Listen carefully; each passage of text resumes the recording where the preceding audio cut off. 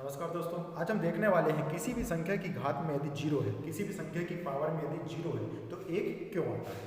ठीक है, मान लेते हैं एक कोई संख्या है, जैसे मान लेते हैं 5। 5 की घात में यदि जीरो है तो आंसर कितना आता है 1। तो हमको यही देखना है कि 5 की घात जीरो है तो 1 क्यों आता है।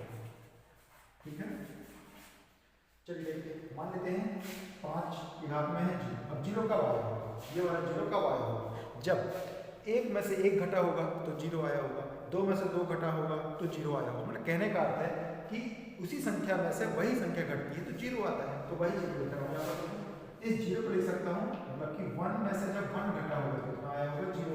अभी भी ये वाली बात, यही वाली बात लिखी हुई है। ठीक है, चलो अब इसको अलग अलग करता हूँ।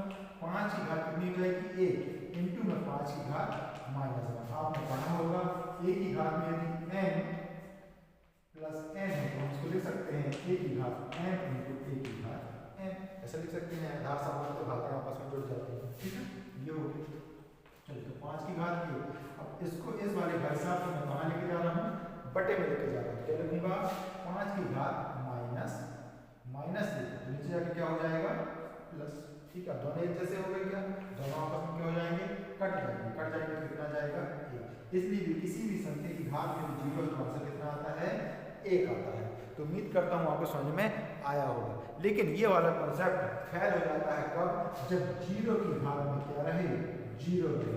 तब हम नहीं कह सकते कि जीरो की घात में जीरो है तो कितना आएगा 1 आएगा। ठीक है ना, तो ये वाली बात अभी तक आप परिभाषित है। ठीक है ना,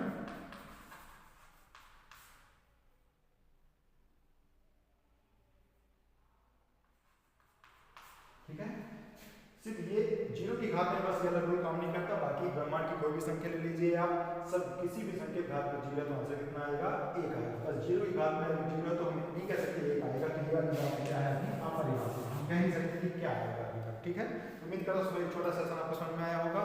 आप सभी का धन्यवाद।